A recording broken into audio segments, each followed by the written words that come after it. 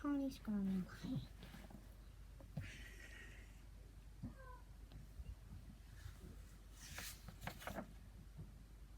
That's where the tiny, scrawny, hungry lion could ever get it.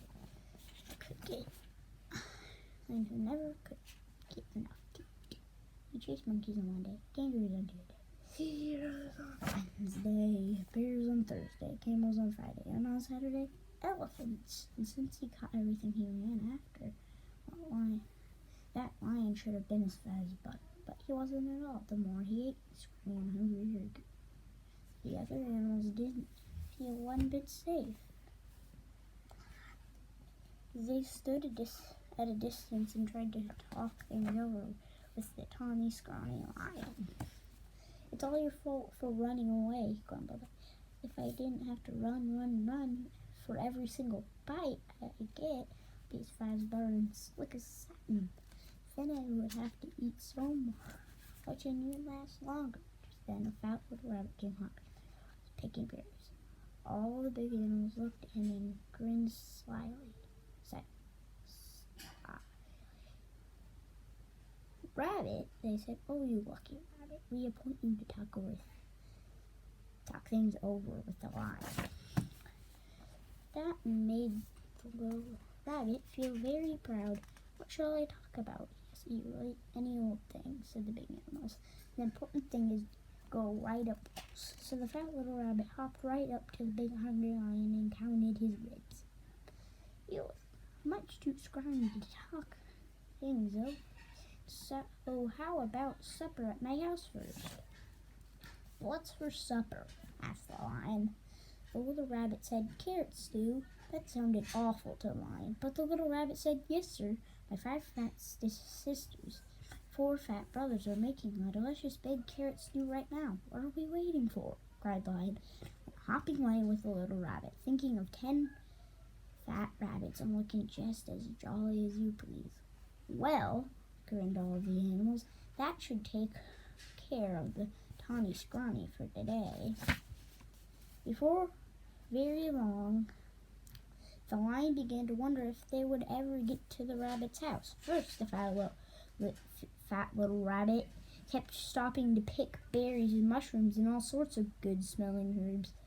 And when his basket was full, what did he do but flop down on the riverbank? Wait a bit, he said. I want to catch a few fish for the stew.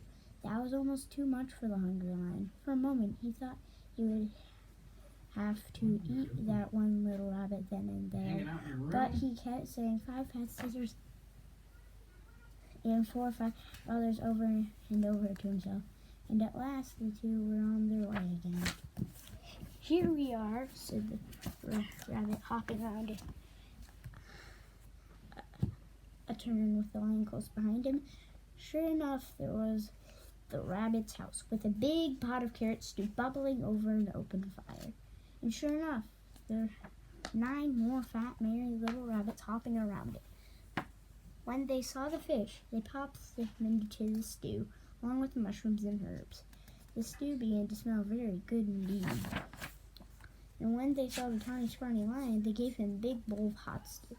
And then they hopped about so busily that really it would have been quite a job for that tired, hungry lion to catch even one of them. So he gobbled his stew, but the rabbits filled his bowl again. When he had eaten all he could hold, they heaped his bowl with berries. And when the berries were gone, the tawny, scrawny lion wasn't scrawny anymore. He felt so good and fat and comfortable that he couldn't even move. Here's a fine thing, he said to himself.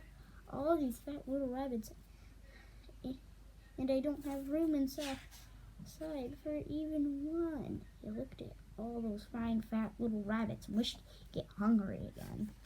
Mind if I stay a while? He asked. We wouldn't even hear if you're going, said the rabbits. They plumped themselves down and the lion's laughing began to sing. And somehow, even when it was time to say goodnight, the lion wasn't one bit hungry. Home he went through the soft moonlight, singing softly to himself. He curled up in his bed, patted his sleek fat tummy, and smiled. When he woke up in the morning, it was Monday. Time to chase monkeys, says, but he wasn't one bit hungry for him. monkeys. What he wanted was some more of that tasty carrot soup. So off he went to visit the rabbits. On Tuesday, he didn't want kangaroos, and on Wednesday, he didn't want zebras. He wasn't hungry for bears on Thursday, or camels on Friday, or elephants on Saturday.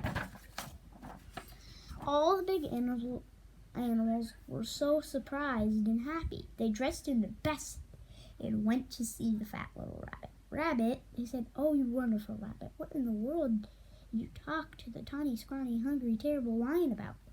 The fat little rabbit jumped up in the air and said, "Oh my goodness, we had such a good time with that nice jolly lion that I guess we forgot to talk about anything at all."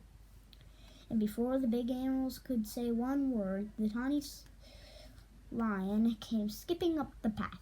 He had a basket of berries for the fat rabbit sisters and a string of fish for the fat rabbit brothers and a big bunch of daisies for the fat rabbit himself. "I came for supper," he said, shaking paws all around, and sat down in the soft grass, looking fat as butter, sleek as satin, and jolly as all get out, all ready for another good supper of carrot stew.